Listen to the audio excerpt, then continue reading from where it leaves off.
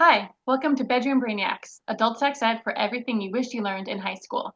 I'm Kate Randall, I'm a health educator, and I'm here with Dr. Catherine Dukes, a sex therapist, and today we're going to spend a few minutes talking about menopause.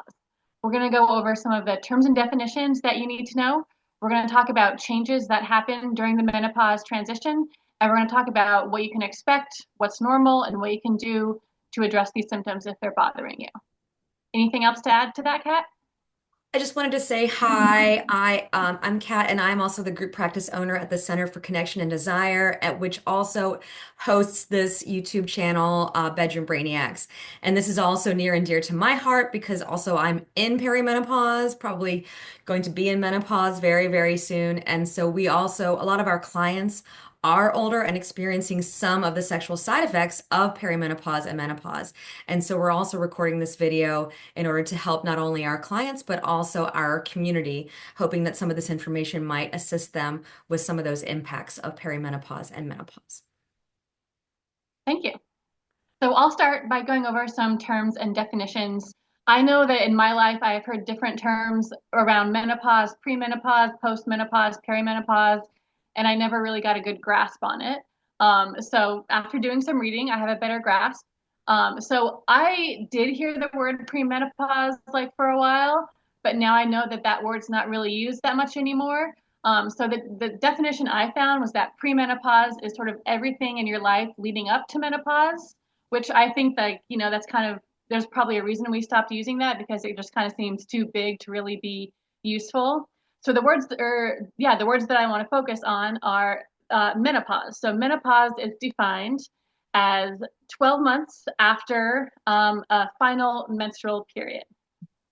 And then perimenopause is kind of the years leading up to that. So perimenopause is when someone starts experiencing those physical, sexual, emotional impacts of menopause on their life. Like that sort of experience of transition is the perimenopause, and then menopause is when someone has not had a period for 12 months. And I think it's kind of a tricky definition for me to grasp because it's like something that's behind you, something that's already happened, but you don't get to say you've had menopause until like that 12 months since your last period. So it's kind of like a tricky thing to really nail down. And then Right. post-menopause, everything after that.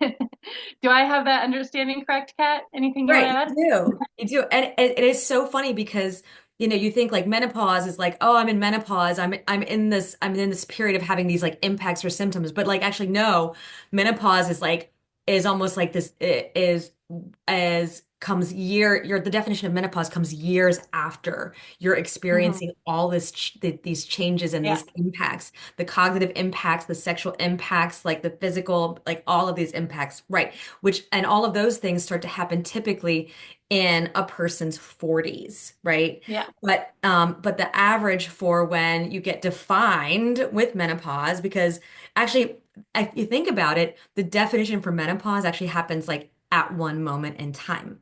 Because, Hmm. like you just Maybe that said, 12-month mark. right, it's like menopause is one moment in time. Menopause is defined at the 12-month mark after your very last menstrual period. So it happens at one moment in time.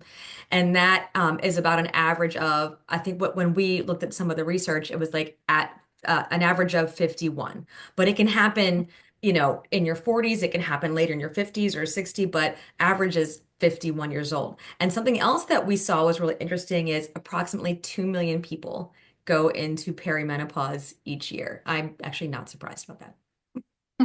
Yeah, and something that I found really helpful is to think of menopause as like a stage or a transition. And one of the books I read actually called it the menopause transition. Instead of thinking it as just the one event, even though we define menopause as like that one moment in time, 12 months after your last period, but the entire experience is really like a change, a transition. So just don't think of menopause as like one event. Think of it as like an experience or a transition that you go through. And so like I Yeah. think that's good for me, like as a mindset that it's not an event, it's a transition.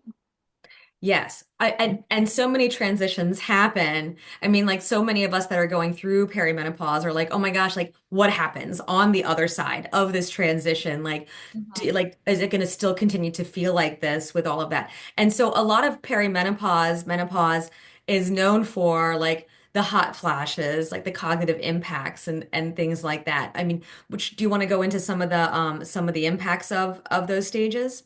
Yeah, so there's a wide variety of physical, emotional changes or impacts that can happen during menopause. Some of the most sort of like cliche ones are hot flashes, trouble sleeping, weight gain, loss of libido, vaginal dryness, brain fog. Mhm. Yeah, so yeah, hot flashes and Yeah. yeah, sleep disturbances, like the cognitive impacts. Like the way I describe it is like my brain won't open the right file cabinet like anymore. Like, and I'm like, I'll try to think of a word. Like I couldn't even think of the word like hair dryer the other day. And I was like, please just try to open that file cabinet, right? And but my brain sometimes just won't open that file cabinet. It's the impacts of perimenopause. And I also like for anyone watching this video, I want you to maybe you've noticed that Kate and I actually are not saying symptom, and we're actually using the language of Heather Karina, and they are an awesome sex educator, author of the and founder of the website Scarleteen, which is an incredible sex education website database of incredible information. But they're also the author of an awesome perimenopause and menopause book called "What Fresh Hell Is This?" Perimenopause, menopause, other indignities in you. And one of the concepts when I read this book several years ago was Heather said, you know, perimenopause and menopause is not an illness. So, what people are experiencing are not symptoms, they're impacts of that transition. So, we're actually using some of that language here today. So, because Bedroom Brainiacs and the center really do focus a lot on sex education, and a lot of the reason that people come to us are those sexual side effects, we're going to focus a lot of the rest of our video for the next few minutes on some of those sexual side effects and what you can do about it.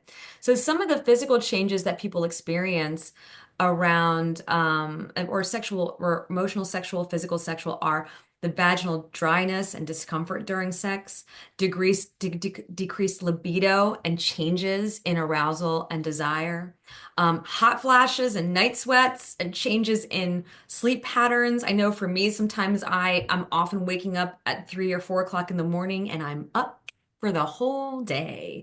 And that like really puts a damper on my energy and my mood. So a lot of that can be really, really difficult. Many people, as there are several solutions to a lot of that stuff.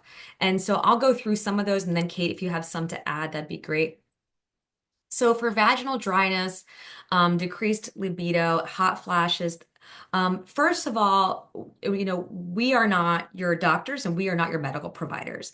So first and foremost, the recommendation is talk to your medical provider, your OBGYN, your main primary care physician. Absolutely, first and foremost, talk to them. Talk to your trusted primary care provider and your OBGYN. If you feel like they're not listening to you, if you feel like they're not taking your concerns seriously, sometimes it's time to find a new provider. Find someone that's really truly listening to you and taking your concerns seriously. For many folks who are experiencing a lot of these impacts and they are impairing your functioning, um, hormone replacement therapy, HRT, it is a really great solution for a lot of, but not all people. So again, this is a conversation between you and your medical provider and a decision with between you and your providers. So definitely do your research and talk to your medical professionals that you trust to see if that's a good decision for you.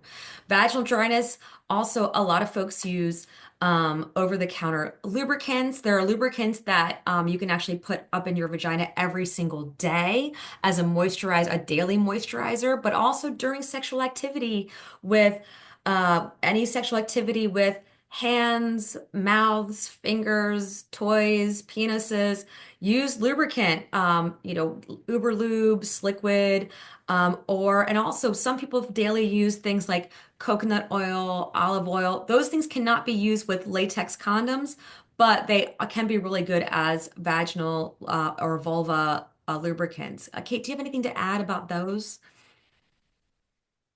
Not about those, but I've just been thinking about like how I've seen so much sort of in the media people talking about menopause, like books being published, TV Hmm. specials. Like it seems like that conversation is happening more and more. And so like I'm really grateful to Gen X for kind of like leading the way on like we need to discuss this. But it also, as you were talking about like medications, I was thinking that also means that we're probably going to see a lot of new, maybe untested products to address menopause. And so I just want to remind people to use media literacy skills, use your common Yeah. sense, talk to your healthcare providers, because not every product that's marketed to you is going to be, something that you should use. So just kind of keep that in mind as like as you enter into the stage of life, people are going to try to sell you products to address the changes that are happening, and they might not all be in good faith. So just, do your due diligence in checking out products and talk to your doctor and figure out what's a good option for you. I love that. I absolutely love that. Another thing, and what you're saying also just also jogging my memory about like change and doing your due diligence with changes in like bodies and arousal and desire. And by the way, with changes and aging, another great book, like especially for ages 15 older, is Naked at Our Age by Joan Price. And the examples are people for people age 15 older, which is like me and older, which I was also taking issue with that, but still really great book for sex and aging. Amazing, amazing. Um, but like so much self-compassion, like just heavy doses of working on like mindfulness and self-compassion for yourself as an aging human being, and conversations with your partners around the changes in your body, the changes in like what turns you on. For many people with changing, aging bodies, things don't lubricate the same. Things might not get erections the same. That your turn-ons might not be the same. That doesn't mean that sex can't get better and better and better and better. But with vaginal dryness or changes in lubrication or changes in an erectile ability, it does mean for adaptations, which can also mean for changes in creativity. These do require lots of communication and maybe also lots of experimentation. So, communication, education, like Kate was saying, go out there and do your due diligence and your education. But that kind of education can be so much fun. So, grab your partner or your partner's hands and dive into hopefully the safer parts of the internet and do lots of fun education and exploration with each other. That is pretty much all the time that we have today. And so it's been so much fun to be able to talk with Kate, one of my favorite people on the planet, about sex and wellness and perimenopause and menopause. So thank you for watching. Thanks for watching. Thanks, Kat.